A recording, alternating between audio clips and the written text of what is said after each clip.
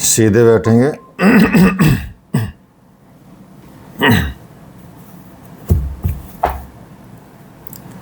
मंत्र बोलेंगे, रिपीट करेंगे। योगेन चित्तस्य पदेन वाचाम मलं शरीरस्य च वैद्यकेन योपाकरोतं प्रवरं मुनीनां पतंजलिं प्राञ्जलिरानतोऽस्मि। ओम शांति शांति शांति। Relax, gently open your eyes.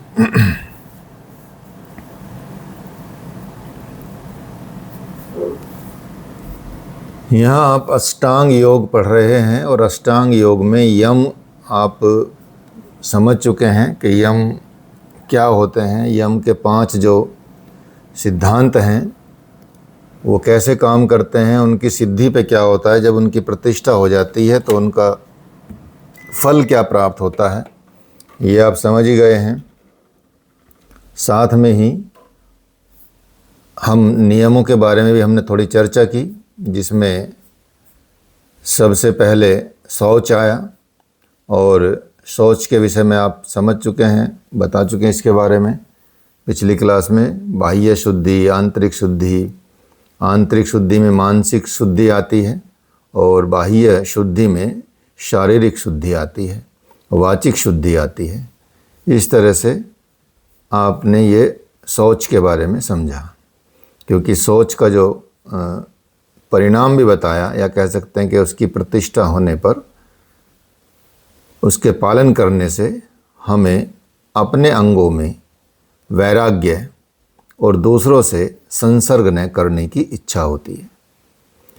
महर्षि पतंजलि ने इसी को आगे बढ़ा बताया कि इसके सिवा सोच से अंतःकरण की शुद्धि होती है और चित्त एकाग्र होता है, मन प्रसन्न होता है, इंद्रियां वश में होती हैं और आत्मदर्शन की योग्यता आती है। तो हमारी योग्यताएं हर स्टेप में, जैसे जैसे आप स्टेप आगे बढ़ेंगे, बढ़ती जाएगी और हम शांत और पवित्र मन के होते चले जाएंगे, अंतःकरण शुद्ध होता चला जाएगा, इंद्रियां वश में होती चली जाएंगी और हमारी जो इच्छाएं भी हैं वो भी हम कह सकते हैं उनमें भी हमारे पवित्रता आ जाएगी, अर्थात वो भी शांत रहेंगी, बेवजह के कह सकते हैं कि विचलन नहीं रहेंगे या बेवजह का उसमें उत्पात नहीं मचेगा। अब दूसरा यम का ही, नियम का दूसरा जो पॉइंट है वो है, या तत्व है, उसे संतोष बोलते हैं। संतोष शब्द तुष और प्रीतो ये धातु से बने हैं, 2 धातुओं से बना है।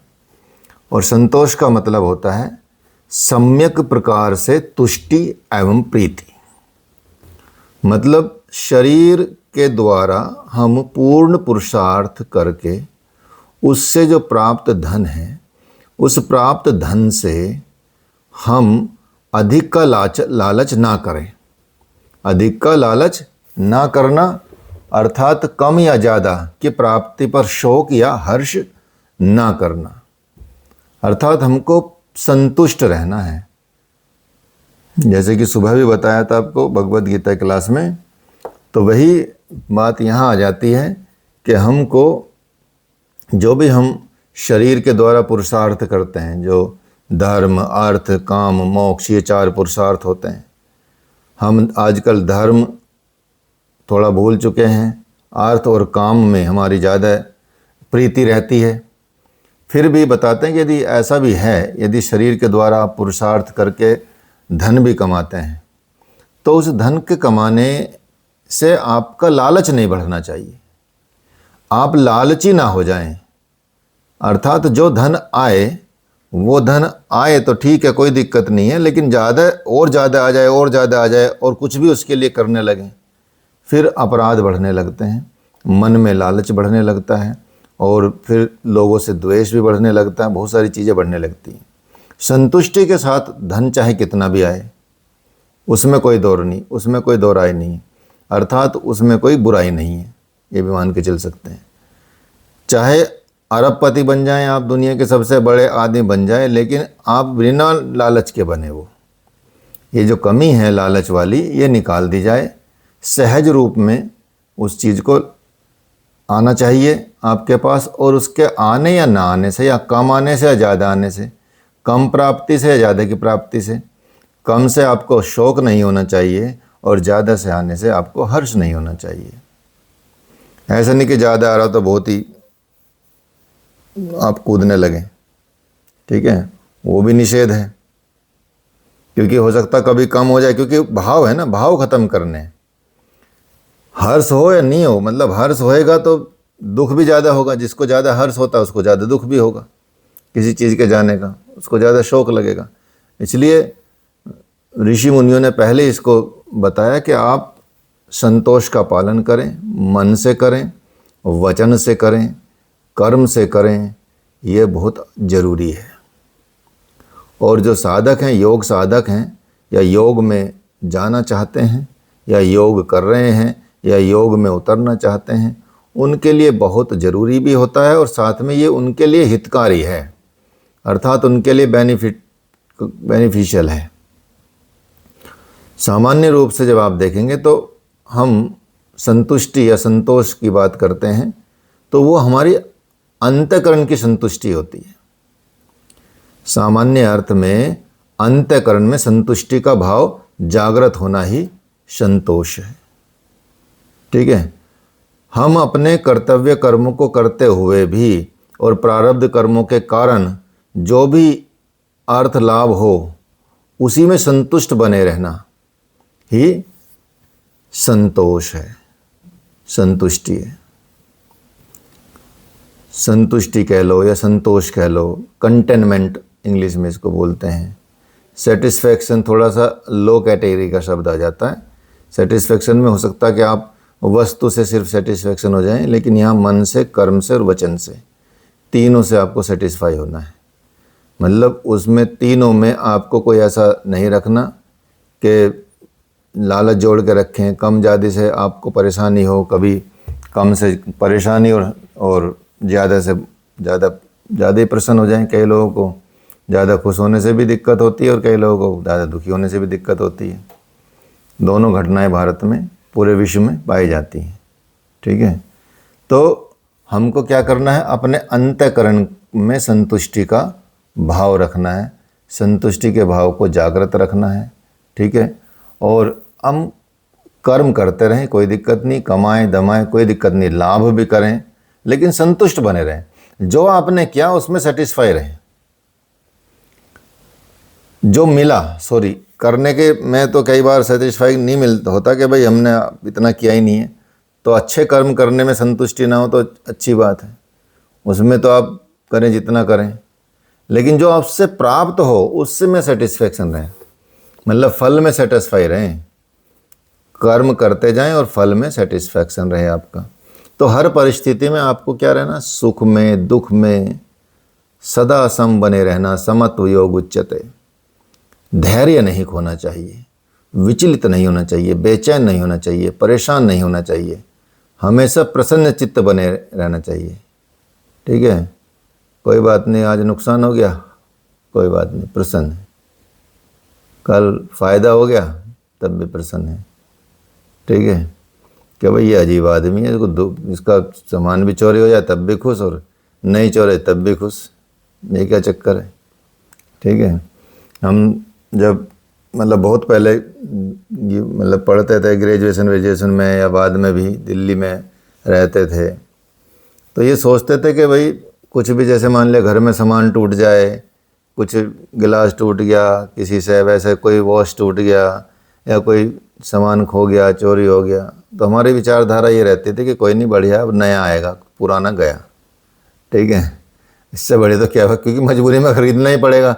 अगर हमारा गिलास टूट गया तो लेना ही पड़ेगा। तो ऐसा भी मतलब विचारधारा अभी भी वही है, ऐसा नहीं है। भाई अगर चीज़ें हो जाए, वैसे इसलिए कोई चीज़ खोती भी नहीं थी जल्दी से कि वो चीज़ भी सोचती थी यार क्या करें इसके पास से जाके, क्या करेंगे, तो दुखी नहीं होएगा, और आके भी क्या करेंगे तो सुखी भी नहीं होएगा। ठीक है, तो वो अपने आप ही चीज़ अपनी दूसरी चीज़ ले आती थी कि चलो अभी मैं जा रही हूँ, तुम दूसरी आ जाएगी आपके पास, कोई बात नहीं। तो ऐसा है कि भाई चीज़ जा रही है तो कोई बात नहीं, चली जाए तो नहीं आएगी, इससे बढ़िया क्या है। ठीक है, तो वो धारणा रखते थे, मतलब बहुत पहले से ही। अब तो खैर और ज़्यादा प्रगाढ़ हो गई वो चीज़। ठीक है, पढ़ पढ़ के ध्यान दे दे के कि भाई अच्छा ये भी होता है, इसका ये भी होता है, फिर तो ठीक है। अब अदरक के गुण पता चल रहे हैं तो अदरक खा भी रहे हैं, नहीं तो चटपटा लगता था पहले तो। ठीक है, खाया नहीं जाता था। तो ऐसा होता है तो हर परिस्थिति में हमको सुखी रहना है, दुखी नहीं रहना है, और चाहे दुख भी आ जाए तब भी आपको सम बने रहना है।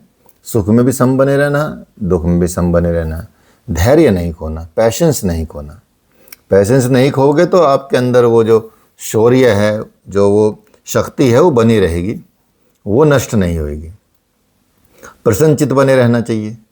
ठीक है, बहुत विकट विकट परिस्थितियां भी आती हैं, कहने में तो बहुत सरल होती हैं ये चीज़ें, लेकिन क्या है कि दुख तो देती ही है। इसीलिए अभ्यास पे जोर दिया जाता है कि थोड़ी थोड़ी प्रैक्टिस करनी चाहिए इन चीज़ों की, अपने लिए, विश्व के लिए, कुछ भी। तो इसके विपरीत यदि आप असंतोष रहेंगे, असंतोष रहेगा आपके जीवन में और तृष्णा ही रहेगी, तो वही दुख का मूल बन जाएगी, दुख का कारण बनेगी। संतोष के पालन से मन और वचन कर्म से तीनों प्रकार से पालन करना चाहिए हमको। अब इसमें आता है एक मानसिक संतोष। मानसिक संतोष वो है जब धन या संपत्ति या भोग सामग्री की कमी होने पर भी आप संतुष्ट रहें। समाज या भगवान या प्रारब्ध, उस पर क्रोध न करें, रोष न जताएं, अधैर्य न खोए। ठीक है, ऐसा हो जाता है क्योंकि भगवान ने जो दिया है उसको स्वीकार करके उसको करते रहें। जैसे एक बड़ी विकट परिस्थिति आ जाती है मनुष्य के जीवन में, वो भी सब कर्मों का ही खेल होता है। 2 बच्चे जुड़वा हुए, जुड़वा में वो जुड़े हुए ही निकले, मतलब कमर उनकी चिपकी हुई थी। ऐसे बच्चे आपने देखे होंगे कई, फिर उनको सेपरेट, किसी के सिर जुड़े हुए रहते हैं, किसी का कोई अंग जुड़ा हुआ रहता है, कई बार ऐसे जुड़ जाते हैं। ठीक है, तो एक जो था उनमें से असंतुष्ट रहता था। अब वो चलते थे कैसे, एक 10 कदम चलता था, उसको टांग के चलता था पीछे वाले को, फिर उसका दूसरा चलता था कि भाई अब तू 10 कदम तो चल, क्योंकि एक साथ तो चल नहीं सकते आगे के लिए, मतलब एक को तो चलना ही पड़ेगा ना, टांगना ही पड़ेगा आपको। ठीक है, तो ऑपोजिट जुड़ी हुई थी, कमर जुड़ी हुई थी, तो सामने चलेंगे तो दूसरा पीछे चलेगा ही नहीं चलेगा। तो इसी हिसाब से वो चलते थे। अब वो बड़े भी हो गए, लेकिन एक जो था उनमें बड़ा, एक ठीक रहता था और एक दुखी रहता था, भगवान से परेशान रहता था कि ये कर दिया। तो कई बार लोग पूछते थे भाई क्या ऐसा बड़ा दुख है, उन्होंने कहा हाँ यार बहुत दुख की बात है। अब जो दुखी रहता था उसने बोला कि अब इससे ज़्यादा भगवान और कर भी क्या सकता है, इतनी बुरी तो हालत कर रखी है हमारी। ठीक है, क्रोध करने लगा उस पर रोज़ रोज़। भगवान ने क्या किया, जो हेल्प करता था पीछे, जिसको टांग के चलता था, उसको मार दिया कि अब तू इसको भी टांग के चल। अब वो हेल्प नहीं करेगा, तो परमानेंट टंगा ही रहेगा। ठीक है, ऐसी हालत कर दी। तो इसलिए हमको क्योंकि वो तो हमारा कर्म मिला ना आपको, वो अगर भोगोगे कि हाँ चलो भाई जितनी जल्दी कट जाए, मुझे इसमें नहीं पड़ना है, कुछ ना कुछ तो हमने किया ही होगा, क्योंकि बिना करे कुछ परिणाम मिलता नहीं है। कुछ भी छोटा सा भी रिजल्ट होगा वो कुछ ना कुछ करने से मिलेगा। ठीक है, अगर कहीं छोटी सी भी रात को अंधेरे में एक टिक की आवाज़ भी आई, इसका मतलब कुछ हुआ है, तभी तो टिक की आवाज़ आई है। ठीक है, बिना कारण तो हुई नहीं है, बिना कारण कुछ भी नहीं होता। तो कुछ ना कुछ कारण रहा होगा। और कर्मों की गति तो बड़े बड़े शास्त्रों में वैज्ञानिकों ने भी और साधुओं ने भी, संतों ने भी, सब ने मतलब उसको स्वीकार किया है और देख भी रहे हैं, और उसको एकदम ये कह सकते हैं वो प्रूफ के साथ चीज़ें हैं।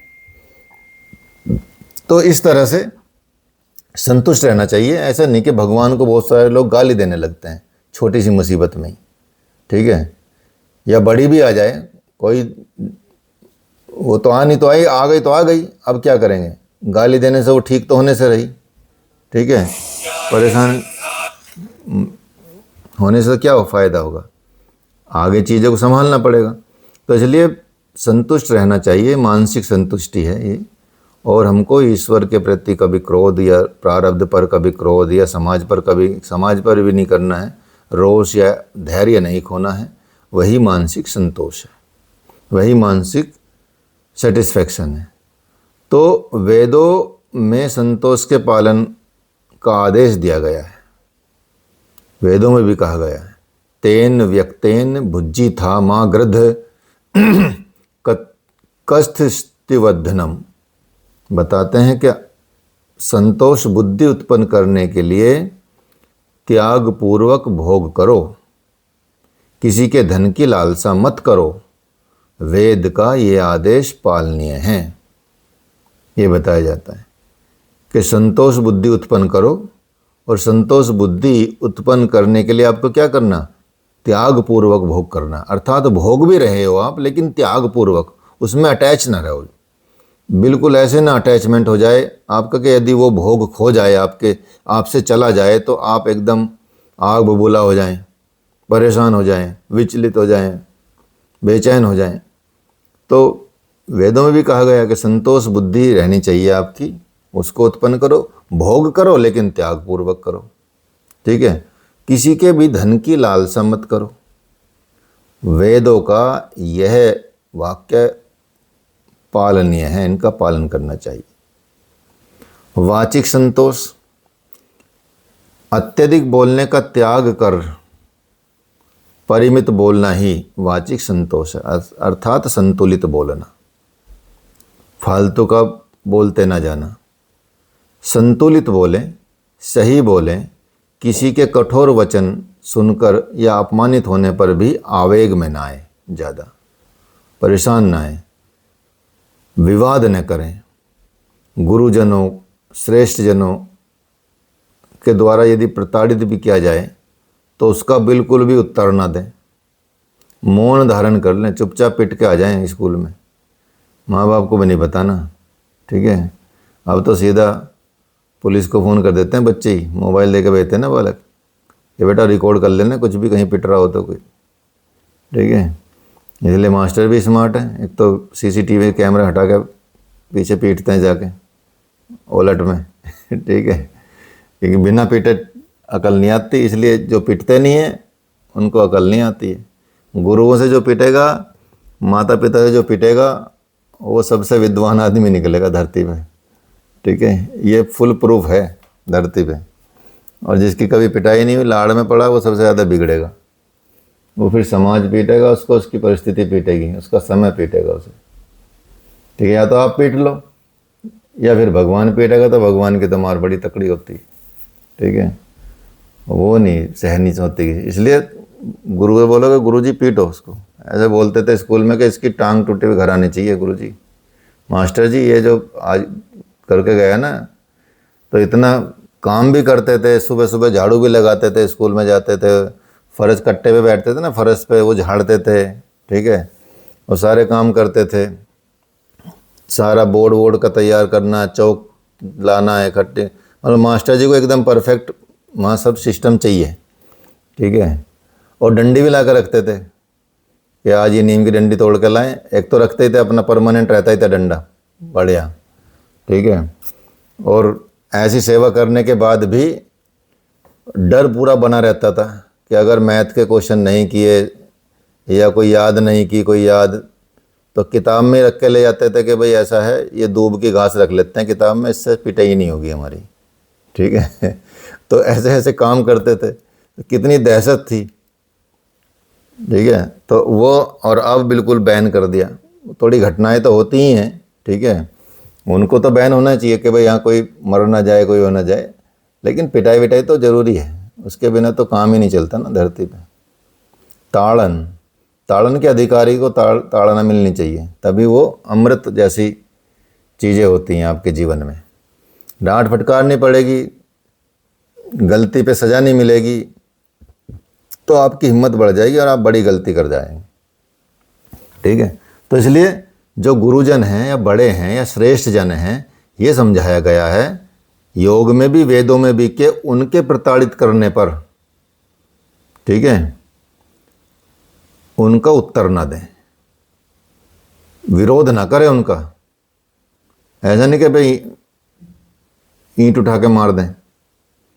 ठीक है, कई बच्चे करते थे ऐसे, शैतान होते थे कि आज मास्टर जी ने मारा तो आज रास्ते में जाएंगे साइकिल पे, वो एक डंडा उठा के मारूंगा, ठीक है, मार के भाग जाऊंगा। ऐसे भी होते थे बहुत। तो मौन धारण करना वाचिक संतोष के अंतर्गत आता है। इसमें अन्याय सहने की बात नहीं की गई है, क्योंकि बड़े लोग जो होते हैं, जो श्रेष्ठ जन तो वही होंगे ना, वो बड़े होने के बाद श्रेष्ठ होना जरूरी है।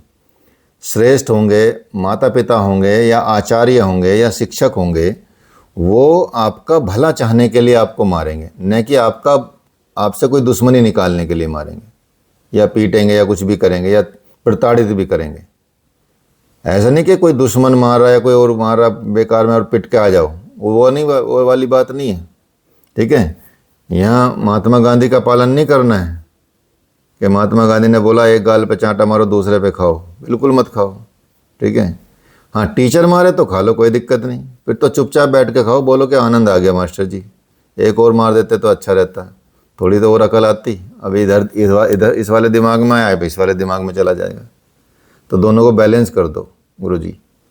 ठीक है, तो ऐसा बोल सकते हो, लेकिन महात्मा गांधी का वैसा पालन नहीं करना कि आप सहन करें, उसमें नहीं।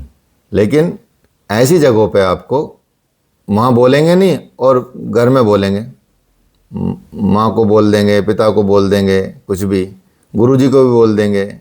ठीक है, लेकिन बाहर चाहे कोई पीट दे, चुपचाप आ जाएंगे, बताएंगे भी नहीं क्यों सूझा के गिर गए थे।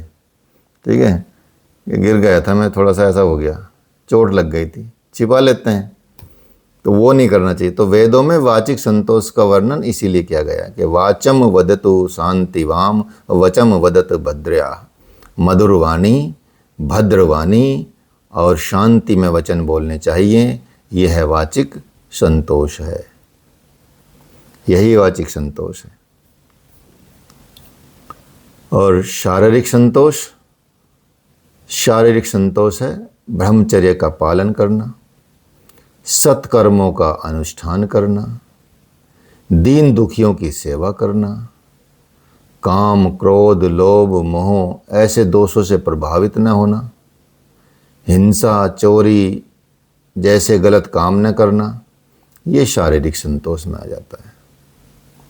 ठीक है, मतलब संतोष में भी कितना नैतिक कर्तव्य बता रहे हैं, नैतिकता है बेसिकली, मोरल एजुकेशन इसी को बोलते हैं।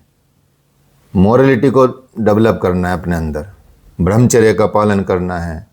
तो ब्रह्मचर्य का पालन करेंगे तो आप बिल्कुल असंतोष नहीं होना चाहिए। सत्कर्म करें, आप दीन दुखियों की सेवा करें। तो आपको पता ही, जब दीन दुखियों की सेवा करते तो आपको वैसे ही दिल में सुकून मिलता है, हेल्प करने से, मदद करने से आपका जो सुकून मिलता है वो किसी और चीज़ से भी नहीं मिलता। ठीक है, काम क्रोध जैसे दोषों से भी दूर रहना चाहिए, उनसे प्रभावित नहीं होना चाहिए, अपने को नहीं, शरीर को परेशान करना चाहिए। इसलिए इस तरह से धन और भोग विलास को आप हमेशा अनित्य माने, क्योंकि ये परमानेंट नहीं है। ये आज भी हैं और कल हैं या नहीं है, ये भरोसा नहीं है। या आज नहीं है तो कल हो सकते हैं, कल हैं तो परसों नहीं हो सकते हैं। इनका तो ऐसे ही चलता है, ये तो चलते ही रहते हैं, आना जाना चलता ही रहेगा, कोई दिक्कत नहीं। सारे सांसारिक सुखों को गौण मान के रखें, उनको तो हल्के में लें, दुखों को भी हल्के में लें।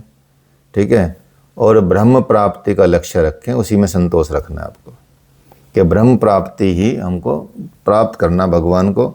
अब चाहे कुछ भी होता रहे, लेकिन हम भगवान के लगन में लगे हुए हैं, वो संतोष रहेगा। कि कुछ भी कर रहे हो, हानि नहीं हो रही, लाभ हो रही, लेकिन भगवान को नहीं छोड़ रहे हैं। तो ध्यान देने की बात यह है कि संतोष का मतलब ये हो गया कि जहाँ जो कुछ भी मिले उसी में संतुष्ट रहना है। ऐसा नहीं कि इसका मतलब ये नहीं समझ लेना कि आलसी और भाग्य के भरोसे बैठे रहें कि भाई अब भाई इतना ही है किस्मत में, तो भाई इतना भगवान ने तो इतना दिया, अब किस्मत में नहीं तो क्या करें, उठेगा ही नहीं। ठीक है, तो ऐसा नहीं भाग्य को अपना स्वामी बना लें। ठीक है, अब लोग भाग्य पर ज़्यादा विश्वास करते हैं। भाग्य भगवान से बड़ा हो जाएगा क्या? भाग्य किसने बनाया? भगवान ने तो बनाया। तो भाग्य कोई भगवान से बड़ा हो जाएगा? नहीं होगा। भगवान भाग्य को बदल देगा जिसने बनाया। ठीक है, इसलिए ऐसा नहीं कि भाग्य के भरोसे रह के मेरे भाग्य में नहीं है, तेरे कर्म के हिसाब से नहीं है। कर्म करेगा तो भाग्य में भी हो जाएगा। ठीक है, आप दृढ़ निश्चय कर लो तो प्रकृति भी आपका साथ देती है, भगवान भी साथ देते हैं। ठीक है, तो भाग्य बहुत छोटी चीज़ है, बहुत ही छोटी मान के चलो इसको।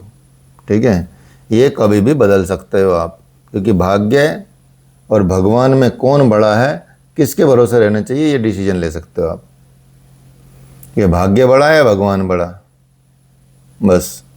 ठीक है, तो शास्त्रों और वेदों में ऐसे आलसी और प्रमादी लोगों को जो परिश्रम नहीं करने, उनका विरोध किया गया। ठीक है, शास्त्रों में भी उनका विरोध किया गया, उनको भी बुराई बताया गया। ठीक है, ऐसा नहीं कि भाई बस हम तो संतुष्ट हैं जी, हम नहीं करें कि अच्छा कोई नहीं, अब आलस आ रहा है थोड़ा, खाना वाना क्या बनाएं, रात की रखी होगी वही खा लेते हैं। भाई उठो, कुछ है गरम करो, बढ़िया से अपना सजाओ धजाओ, बढ़िया से खाओ पियो। ठीक है, रोज़ सुबह सुबह उठ के नहा धो के अपना एकदम तैयार ऐसे रहो जैसे कहीं पार्टी हो रही हो। ठीक है, ऐसा रहना चाहिए। आलस में पड़े रहेंगे या मैं उठने का भाग्य में होगा, कुछ कोई आएगा तो उठ जाएंगे, कोई बात नहीं। ठीक है, ऐसा नहीं करना, एकदम एक्टिवली काम करना, अपनी इंद्रियों को दुरुस्त रखना है और अपने कर्मों को दुरुस्त रखना है। तो आलस में नहीं रहना, भाग्य के भरोसे नहीं बैठे रहना, कर्म करना। भगवान ने बताया भगवद गीता में, कर्म करो भाई, कर्म करो, कर्म करो। भाग्य की भगवान तो कभी बोला ही नहीं कि भाग्य के भरोसे रहो, भगवान ने तो बोला कर्म कर भाई। ठीक है, ऐसा नहीं कि जो तुम्हारे भाग्य में है वही मिलेगा, भाग्य से ज़्यादा भी मिलता है। भाग्य को चेंज कर सकते हैं। ठीक है, you can change your destiny, you can change your भाग्य।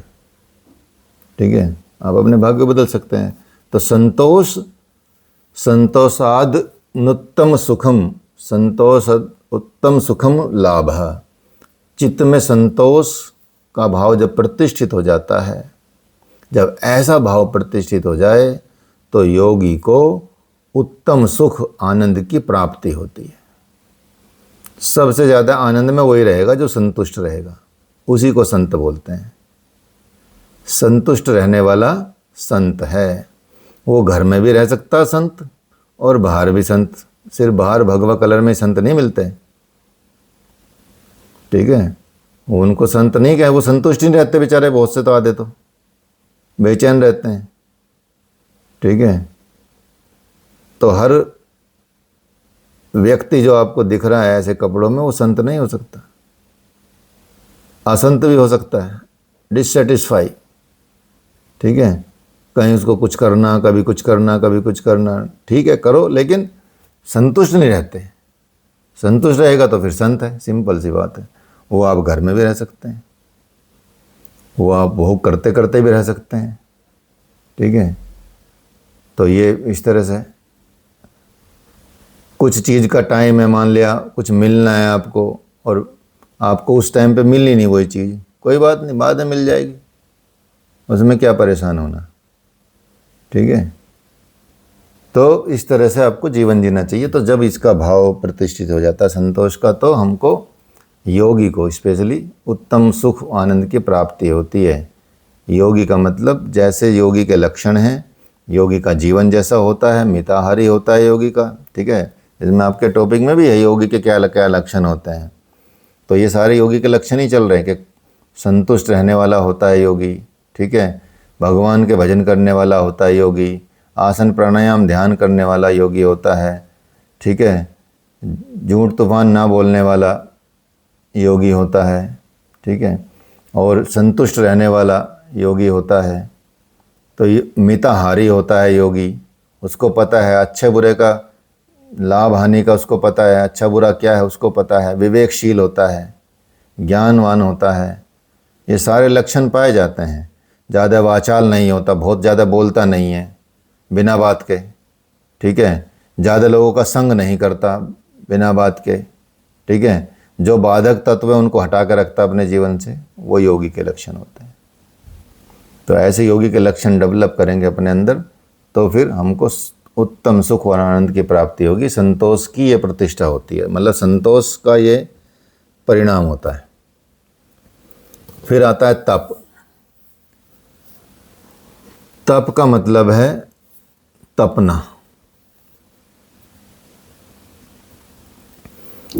अर्थात जब हमारे अंदर इम्प्योरिटी रहती है, जैसे सोने को तपाया जाता है और सोने को तपा के 100% प्योर 24 कैरेट गोल्ड बना दिया जाता है। बिना तपे बनेगा नहीं वो, बिना तपे आपको चमकता सोना नहीं मिलेगा। तो इसलिए तपाना पड़ता है। तपाने के लिए हमको इम्प्योरिटी हटानी पड़ती है तपा के, तो हीट भी होता है उसका मतलब। लेकिन यहाँ आप देखेंगे, यहाँ बताया है योगियों के लिए कि जो उचित रीति से, मतलब एक अच्छी रीति से, उचित रीति से, उचित अभ्यास से, उचित है यहाँ अनुचित नहीं है कुछ भी, शास्त्रों के अनुसार है, उचित रीति से, उचित अभ्यास से शरीर, प्राण, इंद्रियों और मन को जो वश में करता है,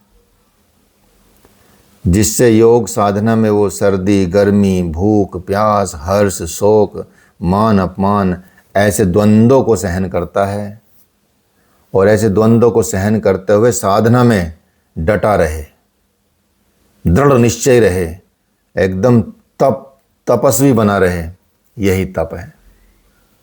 इसी को तप बोलते हैं, ठीक है। अगर मान लिया सुबह 6 बजे क्लास करनी है और दिसंबर का महीना है उत्तर भारत में, तो ऐसे नहीं रजाई में पड़े रहो। 6 बजे उठ के चुपचाप योगा हॉल में जाओ और मैट उठाओ या घर में जहाँ भी है, ठीक है। उसके लिए आप नॉर्मल एनवायरनमेंट बना लो, चाहे थोड़ा सा हल्का सा वार्म कर लो कमरे को, अगर सुविधा है, ठीक है। सुविधा नहीं है तो फिर अच्छे कपड़े पहन लो, कंबल वगैरह ओढ़ लो। अगर ध्यान प्राणायाम कर रहे हैं, ध्यान कर रहे हैं, आसन कर रहे हैं, तो थोड़ी देर में तो वैसे ही गर्म हो जाना है शरीर, ठीक है। उसके बाद यदि आप बैठेंगे तो ठंडा होएगा शरीर, तो उसके लिए आप कंबल रखो साथ में, क्योंकि योगा कंबल रखने होते हैं सब जरूरी, तो कंबल ओढ़ना होता है। मतलब प्राणायाम करते हुए आपको बहुत तेज हवा नहीं चलनी चाहिए, आपका शरीर ठंडा नहीं होना चाहिए, मतलब ठंड नहीं लगनी चाहिए आपको, बहुत ज़्यादा गर्मी नहीं लगनी चाहिए, नॉर्मल वातावरण में आपको करना है अभ्यास। तो वो एनवायरनमेंट क्रिएट करो, ठीक है। आलस में नहीं रहो, कि भूख प्यास को भी सहन करो, भूखे हो तब भी योग करो, प्यासे हो तब भी योग करो, ठीक है। इंतजाम करो, ऐसा नहीं कि भाई मरने के लिए बात नहीं कही कि भाई मर जाएंगे, तो उसके लिए तो पहले पानी पी लो, ठीक है, थोड़ा सा। तो ऐसा नहीं, तो हर्ष और शोक, मान अपमान, ठीक है, कहीं भी करो। कोई बोलता है अरे यार ये तो अपने योग में लगा रहता है, इसके पास मत जाओ, कोई बात नहीं भाई, लगे रहे। अपमान करेगा कोई बात नहीं, सम्मान करेगा कोई बात नहीं। ऐसे द्वंद्वों को सहन करना, जो विपरीत परिस्थिति क्रिएट होती है, ऐसे द्वंद्वों को सहन करना, duality, to bear the duality को सहन करना ही तप है, यही तप कहा जाता है। क्योंकि योग मार्ग में जो आपका वर्ण है, आश्रम है, परिस्थिति है, योग्यता है, उसके अनुसार अपने स्वधर्म में रहें, स्वधर्म में रह के पालन करें। उस पालन में जो भी आपको शारीरिक, मानसिक या अधिक से अधिक कष्ट प्राप्त हों उसे सहर्ष स्वीकार करना चाहिए। इसी का नाम तप है। जब तपोगे तो ही 24 कैरेट गोल्ड बनोगे, तपने से ही। ठीक है, हीरा भी तपता है तभी हीरा बनता है। टेम्परेचर उस पर तो दबाव भी पड़ता है। ठीक है, हीट एंड प्रेशर से जब कोयला कार्बन 100% कार्बन हो जाता है तो हीरा बन जाता है, उसको भी हीट से। लेकिन सोने का उदाहरण ज़्यादा उचित है, बढ़िया है। ठीक है, सामने के सामने है, गर्म करते हैं उसको सामने के सामने, वो तो हमको पता नहीं कि कहाँ कितने टेम्परेचर पे गर्म हुआ। ठीक है, लेकिन वो तो हम देखते हैं। तो इसलिए हमको तपना है, कष्ट सहना है, सहर स्वीकार करना है, उसका नाम तप है।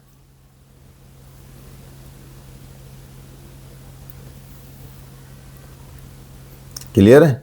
तो इसलिए, लेकिन ऐसा नहीं कि आप योग में, मतलब कष्ट का मतलब ये है कि मानसिक कष्ट, यदि ऐसा नहीं कि शरीर को खराब कर लो या मन को खराब कर लो, उस बैलेंस में रखना है, उचित अनुचित का ध्यान रखना है।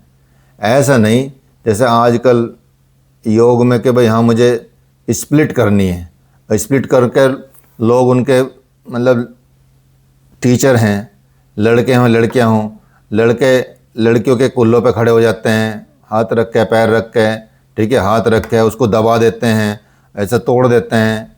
और दैट इज़ नॉट तप और दैट इज़ नॉट योग। ठीक है, तो योग मार्ग में शरीर को कष्ट देकर, पीड़ा देकर, इंद्रियों के विकार उत्पन्न होने या चित्त में अप्रसन्नता होने पर ऐसे तप को तामसी तप कहा जाता है। ऐसे तप का विरोध किया गया है, ऐसा निषेध किया गया है। जबरदस्ती नहीं करना है, थोड़ा थोड़ा बढ़ना है आगे, थोड़ा थोड़ा बढ़ना है, शरीर को थोड़ा थोड़ा कष्ट देते बढ़ना है, उचित कष्ट देना है, अनुचित नहीं। और आज ऐसे तो कई वीडियो भी आ रहे हैं कि बच्चे चिल्ला रहे हैं लेकिन टीचर बस छोड़ नहीं रहा उनको।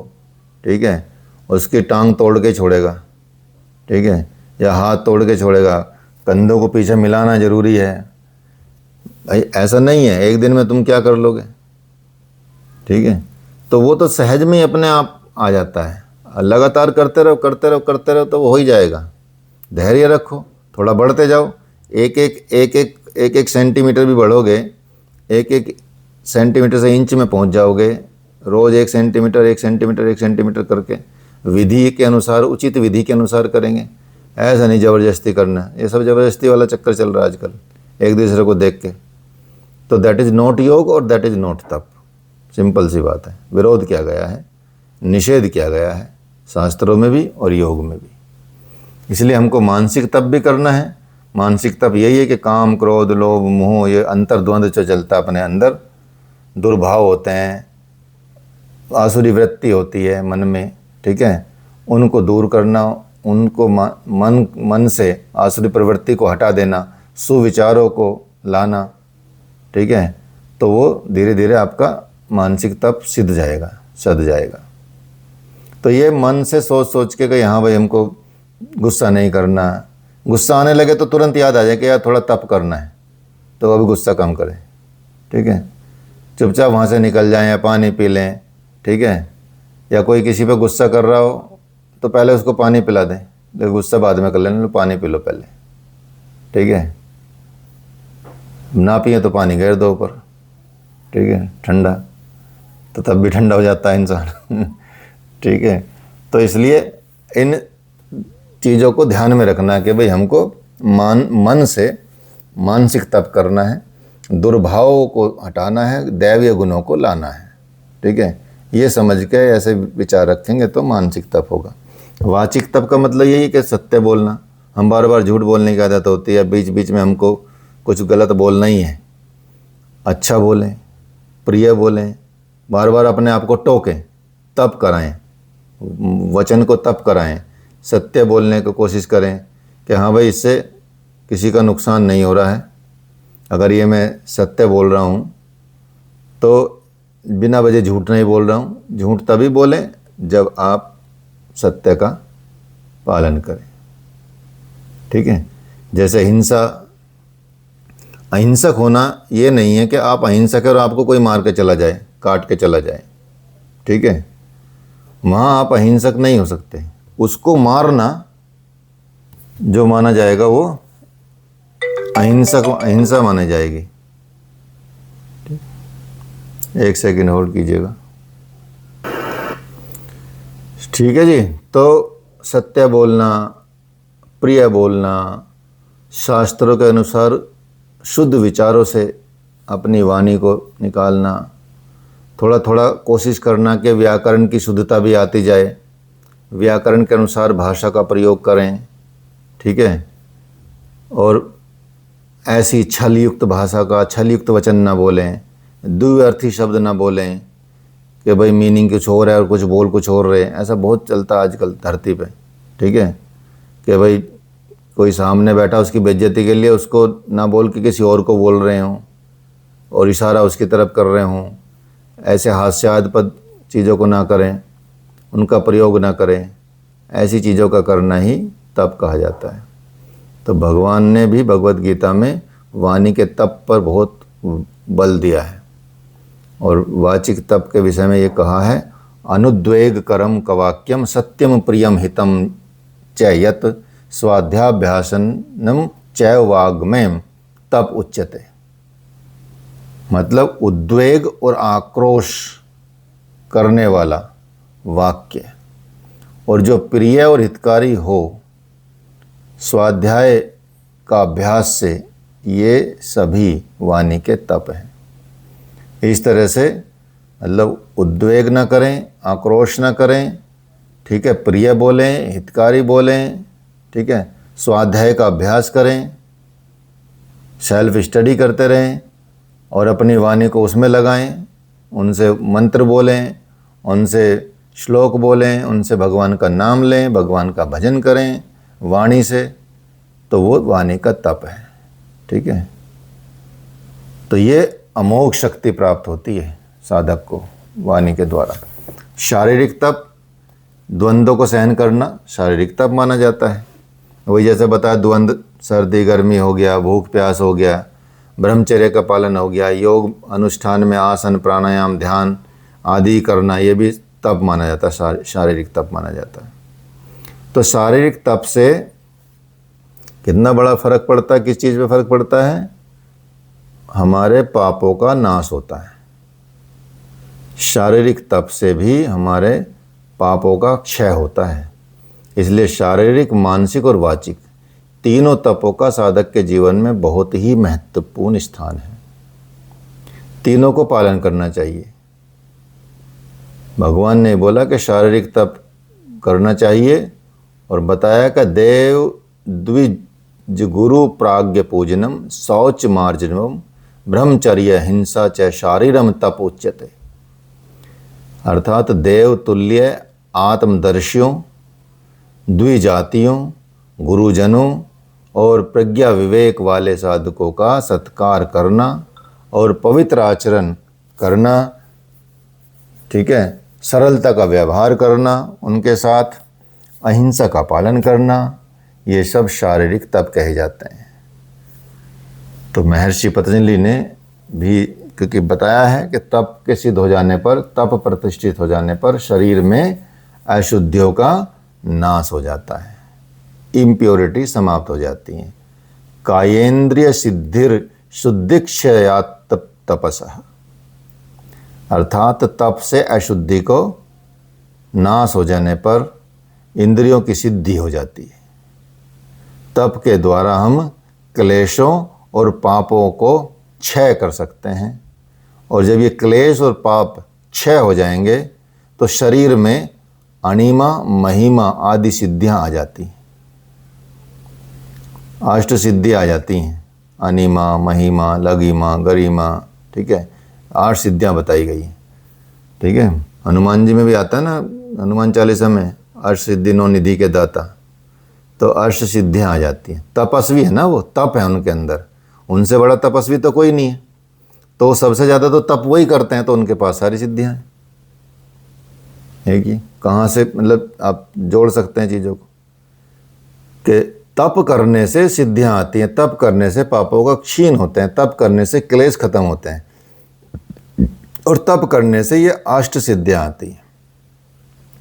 इंद्रियों में दूर का दर्शन करने की सिद्धि आ जाती है, दूर का सुनने की सिद्धि आ जाती है, दिव्य गंध आने लगती है भगवान की, दिव्य रस का आने लगता है, सूक्ष्म विषयों को ग्रहण करने की शक्ति आ जाती है, सूक्ष्म से सूक्ष्म आपको आभास होने लगेगा। यह तप का परिणाम होता है। ठीक है, दूरदर्शन होने लगेंगे।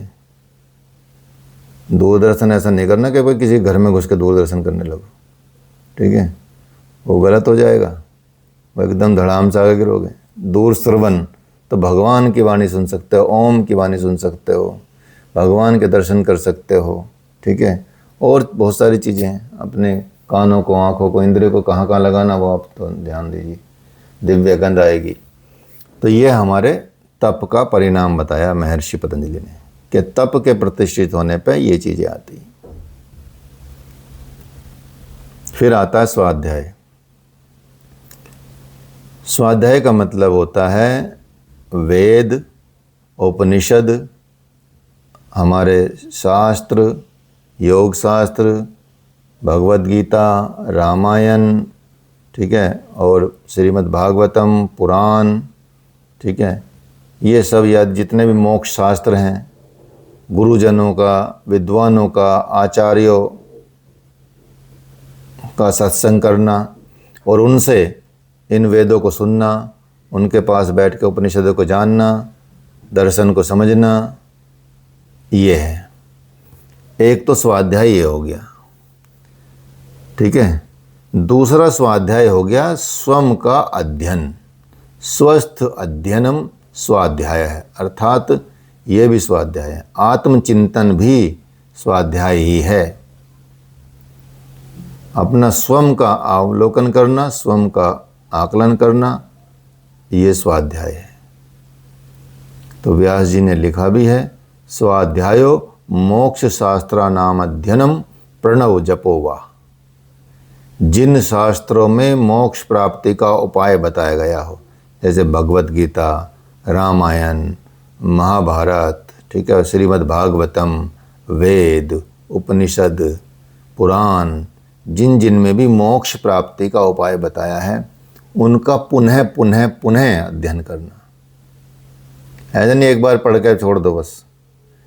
बार बार पढ़ोगे तो आपको वो चीज़ें कंठस्थ भी हो जाएंगी और आपके अंदर उतर जाएंगी। इसलिए भगवद गीता का बताते ना, बार बार पाठ करो, रोज़ एक अध्याय का पाठ करो, 15 दिन में कंप्लीट करो 18 अध्याय। बीच बीच में एक दिन में 2 पाठ कर लो, क्योंकि छोटे भी हैं। क्योंकि तो आप एकादशी से शुरू करो, एकादशी पे ख़त्म कर दो, एकादशी से नया अध्याय शुरू कर दो। हर 15 दिन में एकादशी आती है, व्रत भी रखो और पाठ भी करो, तो भगवद गीता का पाठ कंटिन्यू चलता रहेगा। भगवद गीता का पाठ करोगे तो सारे वेद शास्त्र उसी में आ जाते हैं।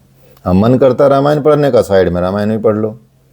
मन करता महाभारत पढ़ने का, साथ में महाभारत भी पढ़ लो, ठीक है। तो महाभारत ना पढ़ने के भी बहुत सारे लोगों ने, ऐसे जो वामपंथी टाइप के लोग हैं, उन्होंने ऐसा दर्शा दिया है कि भाई महाभारत पढ़ने से युद्ध होता है घर में, ठीक है। रामायण में युद्ध नहीं था क्या? ऐसे तो रामायण में युद्ध हो, मतलब महाभारत में युद्ध था, रामायण में भी तो युद्ध था, ठीक है। तो ऐसा नहीं है, महाभारत से ही निकली है भगवद गीता भी, उनको पढ़ो, सब चीज़ें हैं। और श्रीमद् भागवतम पढ़ो। तो आत्मचिंतन भी स्वाध्याय है। तो ये बताया कि जिन शास्त्रों से मोक्ष की प्राप्ति का उपाय बताया, जिन शास्त्रों में, उनका बार बार अध्ययन करना चाहिए। स्वाध्याय प्रणवः श्री रुद्र पुरुष सूक्तादि मंत्राणाम जप मोक्ष शास्त्राध्याय है। प्रणव अर्थात ओंकार मंत्र का विधि पूर्वक जप करना चाहिए। ओम का, ओंकार मतलब ओम का। रुद्र सूक्त, पुरुष सूक्त आदि मंत्रों का अनुष्ठान करना चाहिए, जप करना चाहिए। दर्शन, उपनिषद, पुराण आदि गुरुवाणी से सुनना चाहिए, उनका अध्ययन करना चाहिए। स्वाध्याय यही स्वाध्याय कहा जाता है। या वर्तमान में अच्छी पुस्तकें मिलें जो आपके जीवन को बदल दें, जो आपकी विचारधारा में परिवर्तन ला दें, उत्तम क्वालिटी का। ऐसा नहीं कि विचारधारा में नीचे गर्त में नहीं जाना, ग्रोथ करनी, ऊर्ध्वगामी होना है। उन किताबों का अध्ययन करें। तो इसलिए स्वाध्याय का मतलब हो गया केवल ऐसा नहीं कि केवल पुस्तकों ग्रंथों का अध्ययन, बल्कि साधक को अपना भी अध्ययन करना है, अपना भी समझ लेना कि सार भाव को ग्रहण करना है, योग साधना में प्रयासरत रहें, योग में कितना आगे बढ़ रहे हैं, कितना नीचे जा रहे हैं या पीछे जा रहे हैं, उसको भी ध्यान रखना है। मोक्ष का मार्ग इससे प्रशस्त होता है, तो स्वाध्याय से ही उच्च विचारों का समावेश जीवन में होता है। इसलिए महर्षि पतंजलि बताते हैं कि स्वाध्याय दिष्ट देवता संप्रयोग, स्वाध्याय या प्रणव आदि मंत्रों के उच्चारण से व साधना व जप करने से इच्छित देवता, इष्ट देवता का दर्शन साक्षात्कार हो जाता है। स्वाध्याय करने से आप देखेंगे, यदि लगातार भगवत गीता पढ़ेंगे, अगर भगवान में श्रद्धा है, इष्ट देवता है आपके भगवान कृष्ण, तो 100% आपको सपने में दर्शन देंगे। पहले तो देंगे ही देंगे, निश्चित रूप से आएंगे। नहीं तो इतने सपने आते हैं, भगवान जल्दी से नहीं आते, गुरु जल्दी से नहीं आते सपनों में, ना भगवान जल्दी से आते, ऊट पटांग चीज़ें बहुत आती हैं। ठीक है, तो भगवान सपने में आना मतलब साक्षात आना होता है, क्योंकि वो भी एक स्थिति है। जैसे हमारी जागृत अवस्थी स्थिति है, जीवन की 3 स्थिति बताई है, मतलब अवस्था बताई है मनुष्य की। एक जागृत होती है, सुषुप्त होती है, और एक स्वप्न अवस्था होती है। वो भी तो अवस्था ही है। ठीक है, वो अलग अवस्था, ये अलग अवस्था, वो अलग अवस्था है। ठीक है, तो तीनों चीज़ें हैं। तो कई चीज़ें ऐसी घटित हुई है कि जो सपने में दिखी चीज़ें वो हकीकत में दिखी हैं, और इसके बड़े परिणाम होते हैं। उसको ध्यान देना पड़ता है, विशेष तौर पे उस पर ध्यान रखना पड़ता है। हर क्षण का फ्यूचर में, भविष्य में होने वाली चीज़ें आपको दिख जाती हैं। आपका शरीर का जो सिस्टम है ना, भगवान ने ऐसा बनाया है, दिव्य शरीर है ना, मंदिर है, भगवान बैठे हुए हैं उसमें, तो उसमें संकेत हो जाते हैं। तो कई बार स्वप्न दिख जाते हैं, उनके फिर क्या परिणाम होते हैं, क्या फल होते हैं, उस सब के परिणाम फल होते हैं। टाइमिंग होता है उसका, किस वक्त दिखा, किस वक्त नहीं दिखा। ठीक है, उस हिसाब से होता है। तो उसके गूढ़ रहस्य समझने पड़ते हैं, बड़े किसी संतों से या गुरुओं से। ठीक है, इसलिए जब आप स्वाध्याय करते हैं, प्रणव मंत्र का जाप करते हैं, तो आपके जो भगवान हैं, जिनको आप चाहते हैं, वो आपको दर्शन देंगे ही देंगे, साक्षात्कार उनसे होगा ही होगा आपका। ये है स्वाध्याय की सिद्धि, स्वाध्याय से ये सिद्धि होती है। फिर है ईश्वर प्रणिधान, 5वां। ये नियम का अंतिम पार्ट है, अंतिम अंग है। ईश्वर प्रणिधान, ईश्वर की उपासना या ईश्वर की विशेष भक्ति, विशेष भक्ति भाव, विशेष भक्ति भाव ईश्वर के प्रति। विशेष का मतलब विशेष, वो ईश्वर प्रणिधान कहा जाता है, या इसको बोल सकते हैं इंग्लिश में complete surrender to the God. भगवान को पूर्ण रूपेण समर्पित, पूर्ण रूपेण समर्पण कर देना है।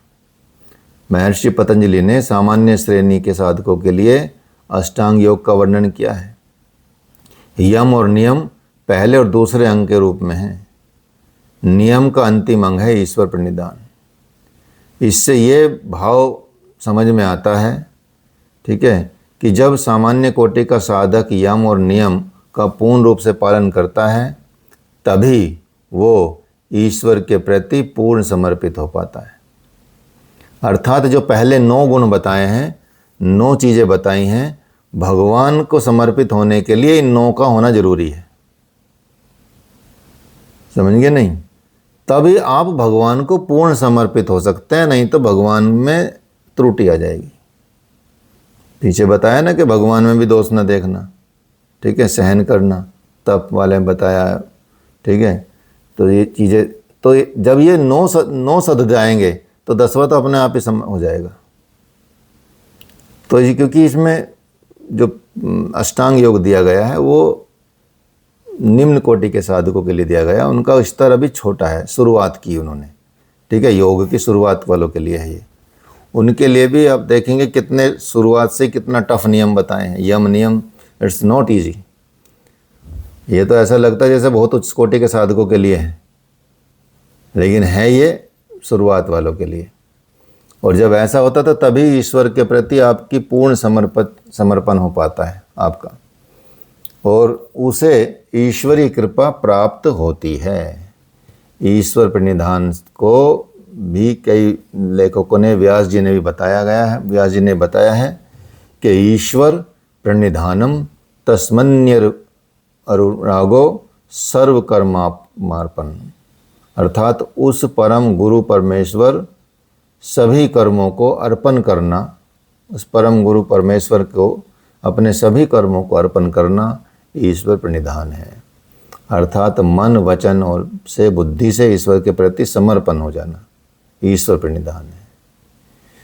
अथर्ववेद में भी ये बात आती है कि हे वर्णीय परमेश्वर, हम जिस शुभ संकल्प इच्छा के साथ आपकी उपासना में लगे हुए हैं, आप उसमें पूर्णता प्रदान करें, सिद्धि दें, और हमारे समस्त कर्म और कर्मफल आपको निर्मित अर्पित हैं। इसी का नाम है ईश्वर प्रणिधान। तो ईश्वर प्रणिधान का बताते हैं महर्षि पतंजलि, परिणाम फल बताते हैं। फल क्या होता है? ईश्वर प्रणिधाना द्वाह, ईश्वर प्रणिधान से समाधि की सिद्धि शीघ्र हो जाती है। महर्षि पतंजलि कहते हैं समाधि सिद्धीश्वर प्रणिधानात्, अर्थात ईश्वर प्रणिधान से समाधि की सिद्धि हो जाती है। समाधि की सिद्धि प्राप्त हो जाने पर ईश्वरीय कृपा आपके ऊपर बरसती है। साधक के मार्ग में विघ्न बाधा दूर हो जाती है, अर्थात अब आगे के जो स्टेप बढ़ेंगे आपके मार्ग में बाधा खत्म हो जाएगी, विघ्न नहीं आएंगे जल्दी से, भगवान उनको हटाते चलेंगे। ठीक है, चलो भाई पीछे पीछे आ जाओ, मैं चल रहा हूँ, देखता हूँ कौन है सामने पीछे। जैसे भगीरथ जी गंगा जी को लेकर आ रहे थे, जहाँ जा रहे थे, क्या चलो चलो पीछे चलो, कोई दिक्कत नहीं, तो सभी कष्ट दूर हो जाते हैं। इसके पश्चात क्या होता है? योग सिद्धि बिना किसी विलंब के आपको प्राप्त हो जाती है। तो ईश्वर प्रणिधान या ईश्वर शरणागति एक ऐसा अकेला साधन है जिसमें साधक अपने शरीर, मन, बुद्धि और अहंकार सहित पूर्ण रूपेण ईश्वर को समर्पित कर देता है। साधक का इसमें अपना अस्तित्व खत्म हो जाता है, निजत्व खत्म हो जाता है, समाप्त हो जाता है, वो है नहीं, वो कंप्लीटली सरेंडर है भगवान के लिए। ईश्वर की इच्छा के अनुसार ही काम करना शुरू कर देता है। ठीक है, इसलिए उसे ईश्वर को अपने को कंप्लीट समर्पण कर देना, ईश्वर का हाथ थाम लेता है। यही बात भगवान ने भी बताई है, भगवद गीता में बोला है, अनन्य श्री चिंतयन्तो माँ ये जनः पर्युपासते तेषाम नित्याभियुक्तानाम योगम क्षेम वाह्यम।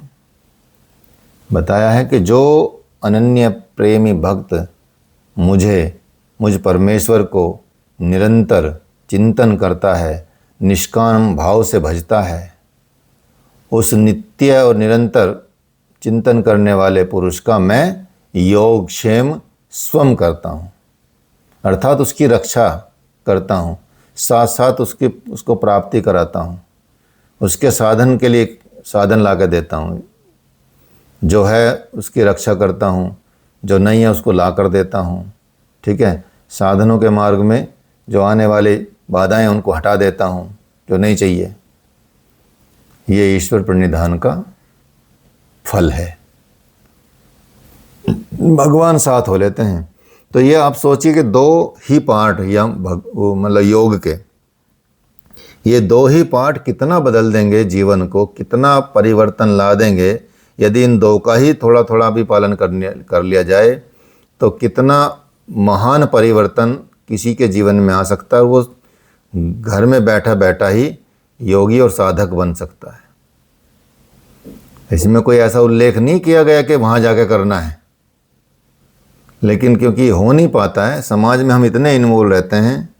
ठीक है, कभी बर्थडे पार्टी जाना है, कभी शादी की पार्टी जाना है, कभी किसी को बुलाना है, कभी किसी के यहाँ जाना है, कभी चीज़ें, प्रॉब्लम आ गई, समस्या आ गई, खुशी आ गई, दुखी आ गया, उसमें इन्वॉल्व रहते हैं, इसलिए बाहर जाने की बात करते हैं। अदरवाइज अगर माहौल क्रिएट किया जाए तो अपने जहाँ हैं वहीं पर आप वो प्राप्त कर सकते हैं, और कोशिश तो कर ही सकते हैं कि चलो भाई कोशिश करते हैं, ठीक है, ये प्राप्त करने की। तो ये आपके हो गए यम और नियम, ठीक है। इन दो को अच्छे से रिवीजन कर लेना, क्लास को भी रिवीजन कर लेना, जो भेजते हैं आपको उसको भी बीच बीच में रिवीजन कर लिया करो, ठीक है। तो उससे क्या होता है कि आपको बार बार याद हो जाएंगी चीज़ें, अपने आप ही याद हो जाएगा कि हाँ ये चीज़ें हैं। और जो यहाँ बता रहे हैं वही लिख देना, उसी में पास हो जाओगे, 100% गारंटी है। जो बता रहे हैं सिर्फ उतना ही, ठीक है। और एक्स्ट्रा पढ़ने की भी आपको आवश्यकता नहीं है, ठीक है, बस इतना है। एक्स्ट्रा तो अपने लिए पढ़ो, एक्स्ट्रा तो पढ़ना ही है, हज़ारों किताबें हैं, ठीक है। उनमें से अच्छी अच्छी, जैसे भगवद गीता का भाष्य पढ़ो, शंकर भाष्य पढ़ो, ठीक है, ऐसी श्रीमद् भागवतम पढ़ो, योग वशिष्ठ पढ़ो, ठीक है, ऐसे ग्रंथ पढ़ो, योगांक पढ़ो। इस तरह की चीज़ें आप अध्ययन करते रहो धीरे धीरे। पतंजलि योग सूत्र को अच्छे से पढ़ो। पतंजलि योग सूत्र का तो कम से कम मुझे लग रहा 300-400 भाष्य तो आते ही होंगे, ठीक है। तो उनका व्यास भाष्य है, भोज वृत्ति है, ठीक है, भोज ने भी लिखा, व्यास ने भी लिखा है, तो कई लोगों ने लिखे हैं ऐसे भाष्य, वो पढ़िए आप उनको।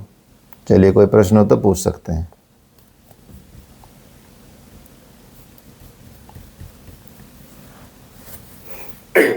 पर ये जो आप बता रहे हो सब लिखना पड़ेगा?